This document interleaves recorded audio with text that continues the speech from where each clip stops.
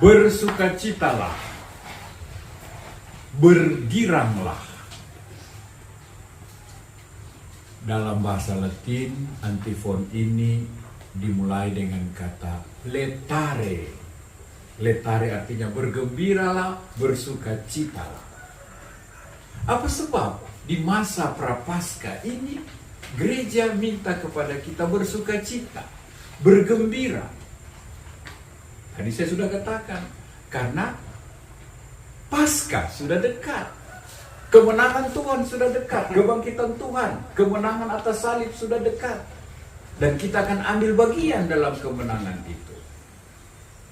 Tetapi juga gereja mau mengingatkan tentang kehidupan kita yang paling dasar. Ada banyak alasan bagi kita untuk bersukacita dan bergembira. Mari kita lihat. Bacaan-bacaan tadi menunjukkan kepada kita rupa-rupa alasan untuk bersukacita dan bergembira. Pertama, ketika orang Israel hidup di bawah pemerintahan Raja Zedekia, mereka hidup dalam permusuhan dengan Allah. Mereka hidup dengan menyakiti dan mengkhianati Allah yang adalah Tuhan, dan mereka adalah umat kesayangannya. Ketika mereka tiba di daerah baru, di tanah terjanji, mereka mulai ikut-ikutan dengan suku-suku lain, dengan bangsa-bangsa lain yang menyembah berhala, yang punya dewa ini, punya dewi ini. Mereka tidak setia kepada Tuhan. Begitu juga bait Allah yang didirikan dengan megah untuk memuliakan Tuhan, mereka najiskan, mereka kotorkan, mereka tidak pakai lagi untuk Tuhan, mereka pakai untuk maksud-maksud lain. Tuhan kecewa, Tuhan sedih, Tuhan menyesal. Dan untuk mengingatkan mereka, mereka ditawan dan dibuang ke Babylon. Di sana raja kafir menguasai, menjadikan mereka budak belian. Di sana mereka menderita, di sana mereka susah, di sana mereka setengah mati hidupnya. Dan pada keadaan seperti ini, ketika mereka memusuhi Allah, ketika mereka tidak mendengarkan nabi-nabi yang diutus Allah, ketika mereka berbalik dari Allah dan mengikuti dewa-dewa asing, ketika mereka berada di dalam hukuman, Allah tidak meninggalkan mereka. Allah menjanjikan, kamu akan kembali ke Yerusalem. Kamu akan kembali dari masa pembuangan ini. Allah memaafkan, Allah mengampuni, bahkan Allah menyelamatkan, membebaskan mereka dari perbudakan. Inilah salah satu alasan mengapa kita perlu bersukacita. Apapun dosa dan salah kita, apapun kesalahan kita, Tuhan memberi peluang untuk bertobat, untuk sadar, dan Tuhan memberikan kepada kita pengampunan. Kedua, ketika mereka berada dalam pembuangan, ketika mereka berada dalam penghukuman, Allah menggerakkan hati raja kafir, hati dari seorang raja Persia, Raja Kores. Dia bukan orang Israel, dia bukan orang pilihan, dia raja kafir. Tapi Tuhan memakai dia, Tuhan memberikan kuasa kepada dia, sehingga dengan kekuasaannya dia boleh memerintahkan orang Israel yang dibuang di tanah Babylon, kembalilah ke Yerusalem. Pulanglah kembali, bangun kembali bait Allah, kembalilah kepada Tuhan.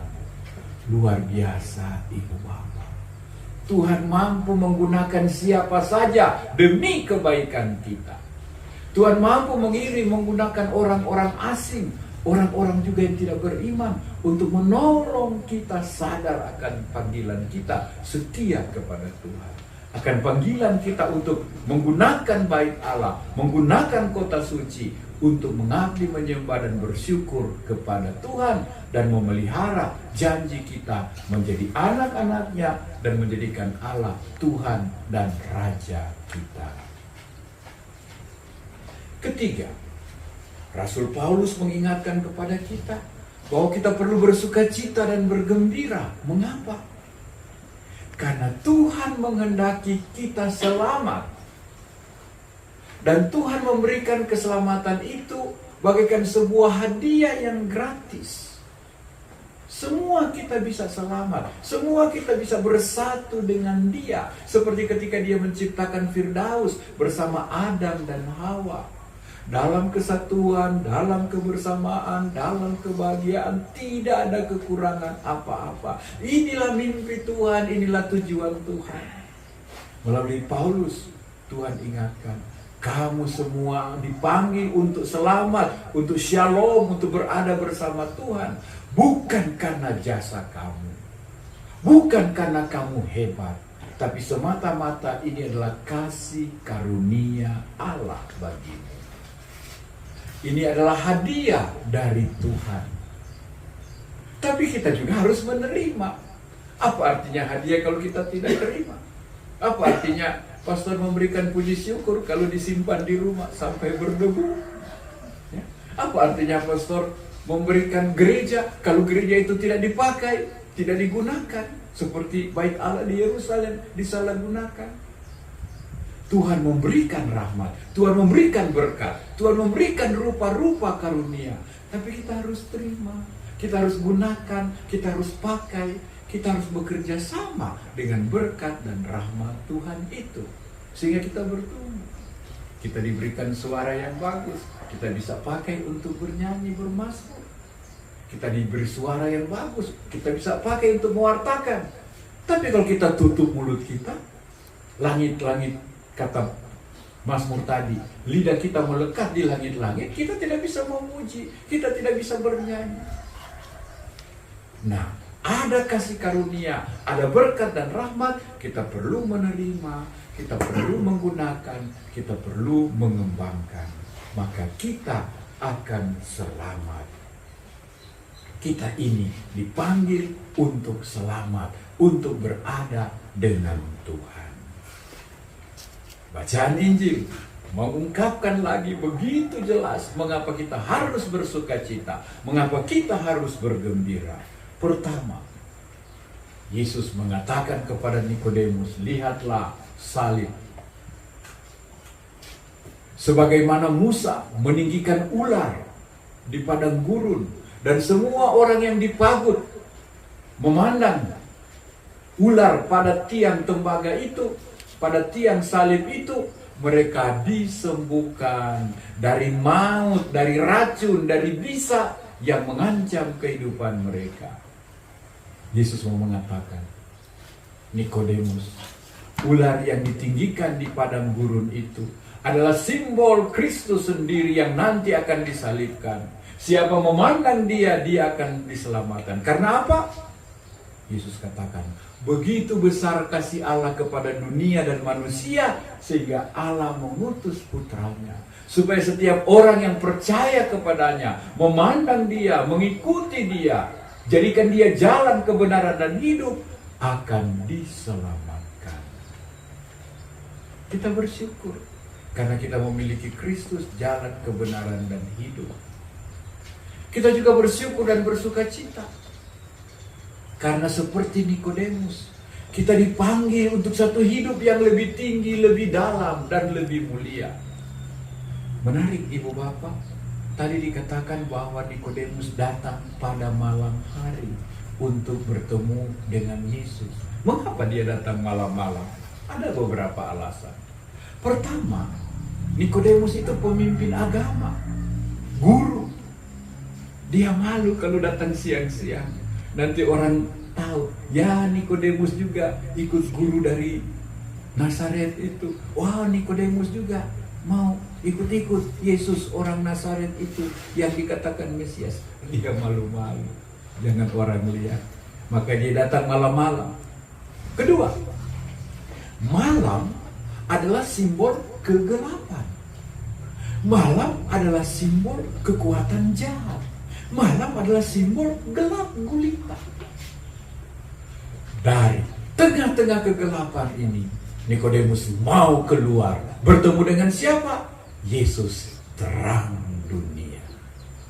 Tentu tidak gampang bagi Nikodemus untuk meninggalkan kegelapan dunia, untuk meninggalkan pandangan yang salah, untuk meninggalkan kebiasaan yang salah, dan datang kepada sang terang, kepada sang kebenaran, kepada sang cahaya.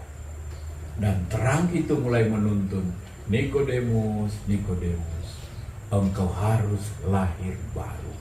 Kaget dia. Bagaimana bro? Saya sudah tua begini mau lahir ulang. Bagaimana saya bisa masuk ke kandungan ibu? Tidak mungkin. Yesus tarik dia dan antar ke tempat yang lebih tinggi.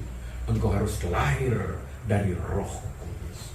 Engkau harus lahir dari Roh Ilahi. Engkau harus mengalami urapan Roh Kudus, hidup baru di dalam dia. Nikodemus meninggalkan kegelapan dan bersatu dengan Kristus sang terang. Ibu bapak, bagi kita juga tidak mudah meninggalkan kegelapan. Sering kita merasa susah meninggalkan kebiasaan-kebiasaan gelap, kebiasaan-kebiasaan buruk, kebiasaan-kebiasaan yang kita sudah nikmati, yang kita sudah rasa enak padahal salah, yang kita sudah rasa sedap, bagus padahal tidak benar. Nikodemus memberi petunjuk. Beranilah keluar dari kegelapan, dari kebiasaan, dari pandangan-pandanganmu yang selama ini kau pegang dan kau pikir paling benar. Datanglah kepada cahaya. Kau akan menemukan kebenaran yang baru. Dan engkau akan masuk mencicipi dan memasuki kebenaran terang itu. Kita perlu bersuka cita. Karena dalam gereja Katolik tersedialah sakramen pengampunan dosa. Kita boleh keluar dari kegelapan melalui pengampunan Tuhan dan pertobatan kita. Kita bersyukur ada Ekaristi yang selalu mewartakan sabda Tuhan. Ada Ekaristi di mana kita selalu bersatu dengan Kristus. Kristus yang terang hidup dalam aku dan aku hidup dalam dia. Terang selalu ada, terang terus dan terus terang di dalam dia. Itulah sebabnya ibu bapak, mengapa di setiap gereja, mengapa di setiap rumah orang Katolik, mengapa di setiap kantor, mengapa di pondok, di kebun juga kita suka taruh salib Tuhan. Mengapa? Karena kita mau katakan Tuhan adalah Raja, jalan kebenaran hidup di rumah ini, di tempat kerjaku ini. Kita mau katakan, Tuhan, melalui Engkau aku akan sampai kepada Bapa. Kita mau katakan, Tuhan, siapa memandang salibmu, dia akan diselamatkan seperti orang-orang di padang gurun yang terluka, yang mau mati, dan memandang ular tembaga pada tiang, diselamatkan dan tidak mengalami kematian. Dengan meletakkan salib Tuhan di rumah-rumah kita, di tempat kerja, di kantor kita, di kamar tidur kita, kita mau menyatakan, Tuhan, Engkau memanggil aku kepada Bapa. Tuhan, Engkau memanggil aku juga menjadi terang kepada sesama. Engkau memanggil aku untuk mengasihi dan membalas cinta Tuhan kepada sesama dengan siapa saya hidup. Tuhan, lewat salibmu Engkau mengajarkan apa? Mengampuni. Bapa, ampunilah orang yang berdosa kepada kami, apapun yang mereka buat. Dari salib kita melihat apa? Tuhan Yesus yang setia sampai akhir.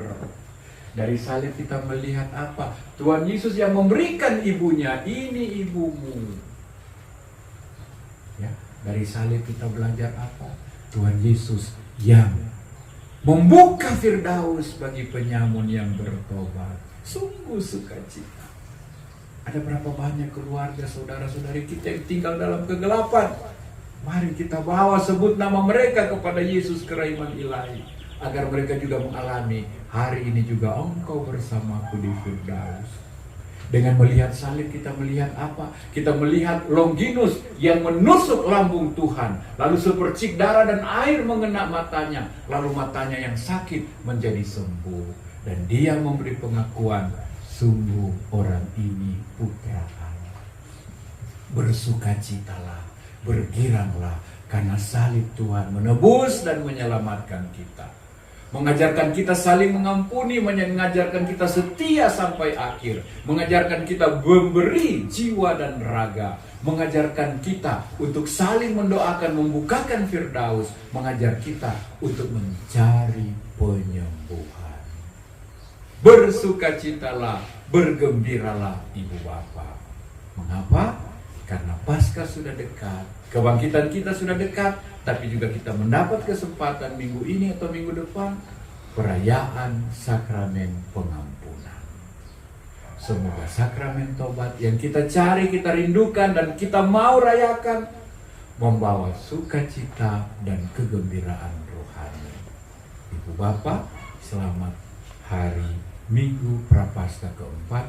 Letare, bergembira, bersukacita karena Tuhan mengasihi kita dan Tuhan menebus kita.